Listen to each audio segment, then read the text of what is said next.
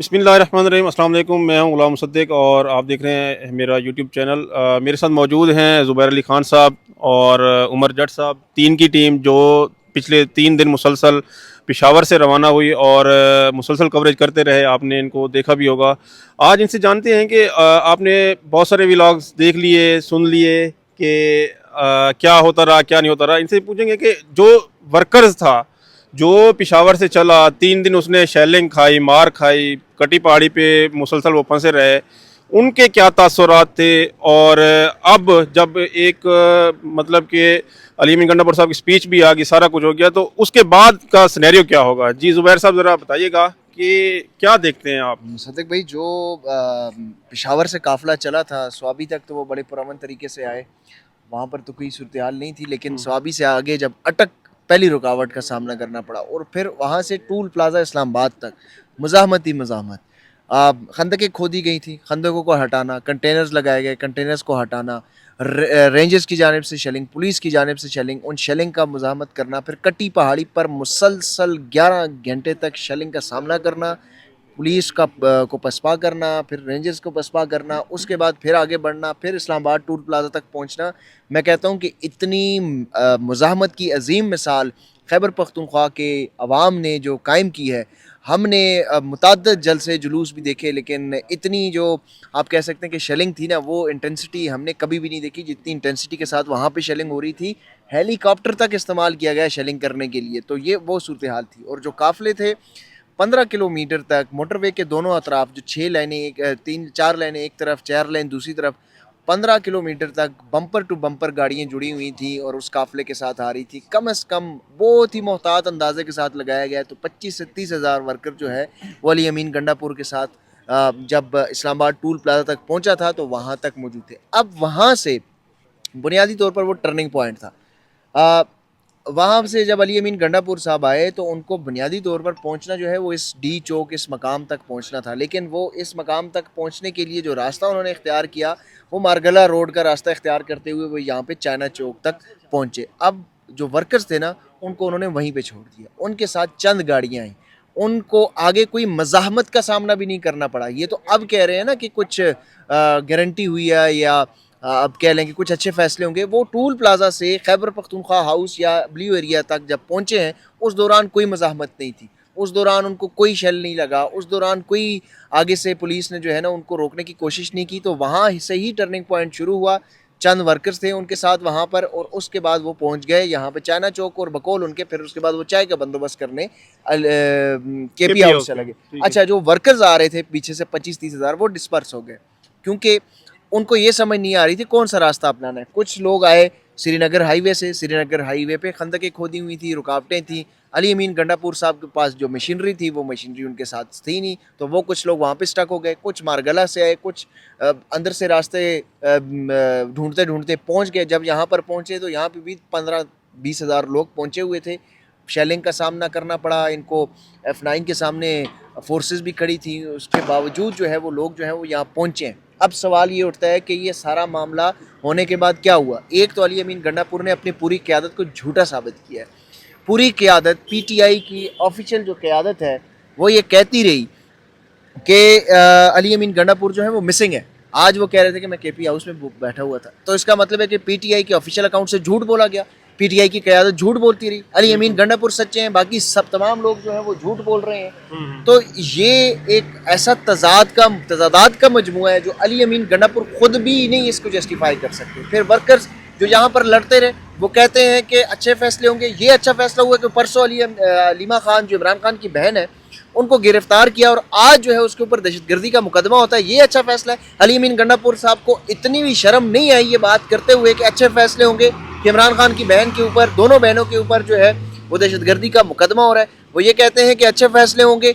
अभी जो सरकारी लोग थे जो अली अमीन गंडापुर के साथ रेस्क्यू 1112 की गाड़ियों के साथ आए हुए थे, उनके ऊपर पर्चे हो रहे हैं, उनके खिलाफ एक कमेटी बन गई है। ये अच्छे फैसले होंगे। अली अमीन गंडापुर साहब कब कब इस वर्कर्स को इस तरह रुसवा करेंगे। आप संजानी में लेट पहुंचे, वर्कर बैठा रहा, लेट पहुंचे, आपने वहां पे तकरीर की।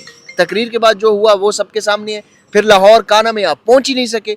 लियाकत बाग वर्कर जो है लड़ता रहा, कहता रहा कि हम इंतजार करेंगे, इंतजार करेंगे। लियाकत बाग वो नहीं पहुंच सके और वो इस्लामाबाद टूल प्लाजा से के भी पीछे हकला से वो वापस चले गए मोटरवे से ही, ठीक है। फिर उसके बाद ये इस्लामाबाद का जो एहतजाज था, ये ड्रॉप सीन आप देख लें, ये कब तक आप वर्कर्स को जो है ना इस तरह के हरबे इस्तेमाल करके बेवकूफ़ बनाएंगे। वर्कर अली अमीन गंडापुर को नहीं मानता, उसकी कॉल पे नहीं आता, ये बात तो सबको पता है। लेकिन अगर इमरान खान कॉल देंगे लोग पहुंचेंगे, लेकिन अगर इमरान खान ये कहेंगे कि अली अमीन गंडापुर जेन्युइन आदमी है, उसकी बड़ी कोशिशें हैं, तो माजरत के साथ इमरान खान की ये चॉइस इंतहाई गलत है।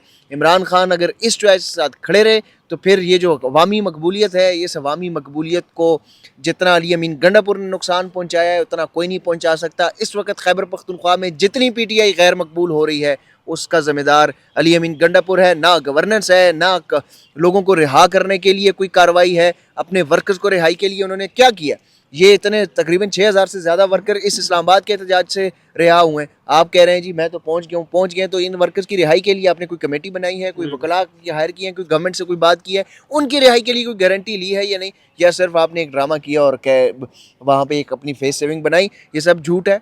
ये इमरान खान भी अगर इस फैसले के साथ कहें कि अली अमीन गंडापुर जो है वो बड़े लीडर हैं और वो सारा कुछ जो है इसी तरीके से कर रहे हैं, तो फिर मेरा नहीं ख्याल कि इमरान खान की कॉल के ऊपर लोग निकलेंगे, लेकिन इस तरीके से लड़ेंगे नहीं। लोग निकल आएंगे। ये जो मज़ाहमत है, ये जिस तरीके से मज़ाहमत हमने देखी है, वो मज़ाहमत लोगों के सर फटे हुए हैं, लोगों को गोलियां लगी हैं। लोग यार अगर इस तरह करना है तो फिर इन वर्कर्स को भी बताओ कि भाई आगे मत जाओ, बस आपने वो क्या कहते हैं सॉफ्ट इनकलाब लाना है। ये अली अमीन गंडापुर का इनकलाब था जो जाके सारा उनका इनकलाब आईजी इस्लामाबाद पे। इस एपिसोड के बाद मुस्तकबिल क्या देखते हैं आप अली अमीन गंडापुर साहब का? मुझे तो क्योंकि जो इतलात आ रही हैं, पार्टी की क़यादत को ये नहीं था पता जी अली अमीन गंडापुर क्या तकरीर करने वाले हैं, और अली अमीन गंडापुर की तकरीर से मुताल्लिक पीटीआई की क़यादत बिल्कुल लाइलम थी। दूसरी बात तो उनके आने से ही भी लाइलम थी। और दूसरी इम्पॉर्टेंट ये बात है कि जो सेक्रेटरी जनरल उमर अपने सलमान अकरम राजा साहब हैं, वो भी लाइलम थे। एक तो होता है ना पार्टी की सेकंड टीयर को ना पता हो, टॉप टीयर जो सेक्रेटरी जनरल है उनको भी नहीं था पता, और वो भी ये चीज़ जो बाय करने के लिए तैयार नहीं है। पार्टी की क़यादत कोई भी ये बाय करने के लिए तैयार नहीं है। जो कहानी अली अमीन गंडापुर ने केपी असम्बली में सुनाई है, वो कहानी कोई ख़रीदने कोई तैयार नहीं है। सबको पता है कि इस कहानी में झोल है, तजादात हैं, ये कहानी बिकने वाली नहीं है। और ये सारी चीज़ें देखने के बाद मुझे ये लगता है कि कुछ फ़ैसले जो अली अमीन गंडापुर कह रहे हैं कि हम होंगे, ज़रूर होंगे, लेकिन वो अहम फैसले जो हैं वो कोई और नहीं इमरान खान लेगा। अगर इमरान खान वो फैसले नहीं लेते, मैं कहता हूँ कि दो लोग अगर फिल तब्दील नहीं हुए, तो इमरान खान को ये तैयारी कर लेनी चाहिए कि अगले 3 साल उन्होंने किस तरीके से जेल में गुजारनी है। उनको ये भी तैयारी कर लेनी चाहिए कि बुशरा बीबी को कितने अरसे जेल में रखना है। उनको ये भी तैयारी करनी है कि उनकी जो बहनें हैं उनको कब तक जेल में रखना है, क्योंकि इन 2 लोगों की मौजूदगी में इमरान खान ना कोई तहरीक चला पाएंगे, क्योंकि वो जब तहरीक का आगाज़ करते हैं, ऐलान करते हैं, तो इनको आगे कर देते हैं। उनमें से एक अली अमीन गंडापुर है, दूसरे बैरिस्टर गौहर साहब है। अगर ये 2 लोग इसी तरह चलते रहे तो फिर आप तैयारी कर लें, आईनी तरमीम भी होगी, मिलिट्री कोर्स वाला मामला भी होगा, फिर फौजी अदालतें भी बनेगी, फिर उसके बाद जो है वो आईनी अदालत भी बनेगी, फिर सारे वो आईनी तरमीम होंगी जो आप नहीं चाहते, जो जमहूरियत फंडामेंटल राइट्स भी ख़त्म होंगे इस मुल्क में। फिर कोई ना आइन होगा ना कोई कानून होगा। जो वो कहते हैं कि जंगल का बादशाह, फिर जंगल का राज होगा अगर ये 2 लोग रहे तो। जट साहब, आप क्या कहेंगे? मतलब कि आप भी मौजूद थे, 3 दिन आपने भी ये सारी चीज़ें कवर की। एट दी एंड अली अमीन गंडापुर साहब, on a lighter note, Mossadegh भाई, मैंने अभी कमेंट्स पढ़ रहा था यूट्यूब पे, हमने वीडियो की ना, उसके नीचे कमेंट्स आ रहे थे, तो बड़ा एक फ़नी सा कमेंट मैंने पढ़ा। उस पर लिखा हुआ था कि अली अमीन गंडापुर ना तैराकी बहुत अच्छी करते हैं, इस्लामाबाद डी चौक पे डाइव करते हैं और वापस निकलते हैं खैबर पख्तूनख्वा से। तो वो 2 मरतबा यहाँ से एक मरतबा आए। पहले भी आपको पता है कि इसी जहाँ पर हम खड़े हैं उससे पीछे शाहराह दस्तूर पे जो खैबर पख्तूनख्वा हाउस है, वहाँ से उनको उठाया गया था, या वो कहीं चले गए थे किसी के साथ। तो 8 घंटों के बाद वो वापस आए थे। कल वो शाम को 5 बजे यहाँ पे अपने लोगों को, अपने कारकुनों को छोड़ के गए, और उसके बाद फिर आज खैबर पख्तूनख्वा असम्बली से वो बरामद हुए हैं। तो देखें अली अमीन गंडापुर ने जो किया, जैसा उस पर ज़ुबैर भाई ने बड़ी डिटेल बात की है और उन्होंने बताया है कि जो इनके कारकुन हैं, जो इनके लोग हैं, वो ज़ाहिर बात है जो कारकुन यहाँ पर मौजूद रहे, जो आज आखिरी टाइम तक लड़ते रहे, जो एहतजाज करते रहे, जो पुलिस के साथ कन्फ्रंट करते रहे, वो ज़ाहिर वो भी लोग हैं ना, वो कोई रिपोर्ट तो थे नहीं, बिल्कुल। तो वो लोग यहाँ पर मौजूद थे। सारा निज़ाम इस्लामाबाद का हर चीज़ आपके सामने है, रिपोर्ट हुई है हर चीज़। अब यहाँ पर आपको डी चौक पे बहुत सुकून नज़र आ रहा है और अली अमीन गंडापुर की जो तकरीर है ना, उसमें भी वो जो बोल रहे थे ना ऊंचा ऊंचा, लेकिन कहीं ना कहीं उनकी तकरीर में सुकून था। अच्छा। मुझे पता क्या लग रहा है, मेरा एक अपना एनालिसिस है। मुझे ये लग रहा है कि देखें, ये जो एहतजाज था ये किस वजह से हो रहा था। एक, आईनी तरमीम होने वाली है, दूसरा इमरान खान की रिहाई का मामला है।